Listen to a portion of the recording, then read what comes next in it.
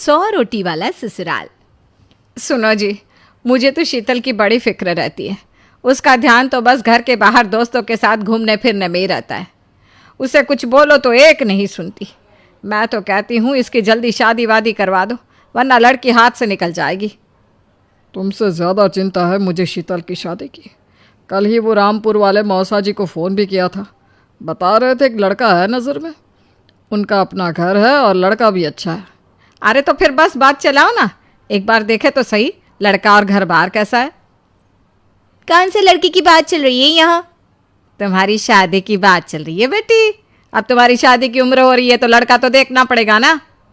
उफ़ो, मुझे अभी नहीं करनी शादी वादी। ये तो मेरे खेलने कूदने के दिन है। बहुत खेल कूद ली तुम। अब घर के काम धाम सीखने की कोशिश करो, समझी? ससुराल जाकर हमारी नाक मत कटवा देना। सब्जी काटनी तो आती नहीं इसको, तो नाक ही कटवाएगी।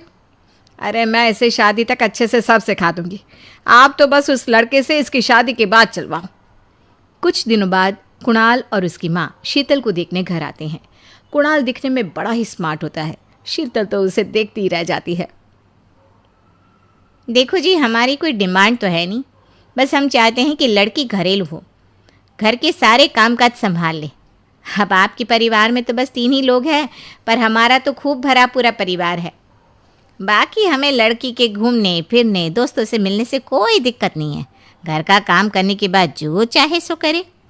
अरे वाह, ये तो इतने बढ़िया लोग हैं। लड़का भी इतना स्मार्ट है और ऊपर से इन्हें मेरे घूमने फिरने से भी कोई दिक्कत नहीं है। हे भगवान, तूने तो बिना मांगे ही मुझे सब दे दिया। बताओ जी, और क्या चाहिए हमें? हमारी तरफ से तो रिश्ता पक्का है जी। बस फिर तो हंसी खुशी शीतल और कुणाल की शादी हो जाती है। शीतल मन ही मन बड़ी खुश होती है और उसी खुशी के साथ वो अपने ससुराल में कदम रखती है। आओ बहू, तुम्हारा अपने ससुराल में स्वागत है। ये मिलो अपने परिवार से। ये तुम्हारे ससुर जी, तुम्हारी ननद सुनीता और गीता, सुनीता के पति राजेश और उनके 2 बच्चे राजू और चिंटू। ये ना हमारे साथ यहीं रहते हैं। ये तुम्हारी दादी सास है और बाकी लोग अभी बाहर गए हुए हैं। इतने सारे लोग, ये सब यहीं रहते हैं इस घर में? अरे अभी तो मेरे देवर देवरानी और उनके 3 बच्चे यहाँ नहीं है। उसके मायके में भी शादी थी ना, तो बस वहीं गई है। कल तक आ जाएंगे। हे भगवान, ये घर है या धर्मशाला? ये सब एक साथ इस घर में कैसे रहते हैं? मुझे तो पता ही नहीं था इनका इतना बड़ा परिवार है। अब समझी कि कोई डिमांड क्यों नहीं की इन्होंने। ये सब चाल चले मेरे साथ। अरे बहू, खड़े खड़े क्या सोच रही हो?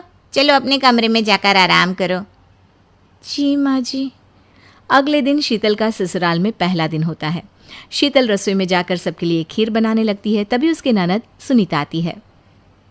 अरे वाह भाभी, आज क्या बना रही हो? बस दीदी, आज वो पहली रसोई है ना, तो खीर बना रही थी।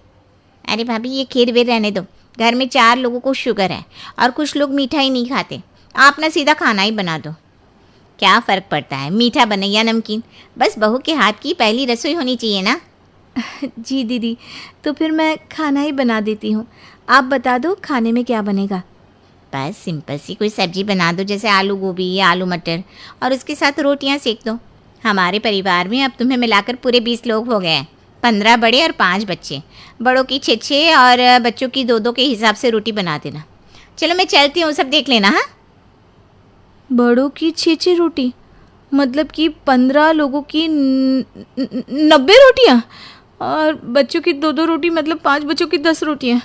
90 और 10 मतलब कुल मिलाकर 100 रोटियाँ। हाय, मैं तो मर गई। 100 रोटी अकेले कैसे बनाऊंगी? माँ, ये तुमने मेरी शादी कहाँ कर दी? शादी से पहले तो मैंने कभी 4 रोटी से ज़्यादा नहीं बनाई। शीतल एक बड़ी सी परात में 100 लोगों के हिसाब से आटा निकालती है और उसे गूंथना शुरू करती है। आटा गूंथते गूंथते शीतल के पसीने छूट जाते हैं। उसके बाद बारी आती है रोटी बनाने की। शीतल एक एक करके रोटी बनाना शुरू करती है और 10 रोटी बनाते ही अपनी कमर पकड़ लेती है। हाय, मैं मर गई। मेरी कमर टूट गई खड़े खड़े, और ऊपर से इतनी गर्मी। मैं 100 रोटियाँ कैसे बनाऊंगी? अरे भाभी, सब बाहर रोटियों का इंतज़ार कर रहे हैं। ज़रा जल्दी जल्दी रोटी सेक दो।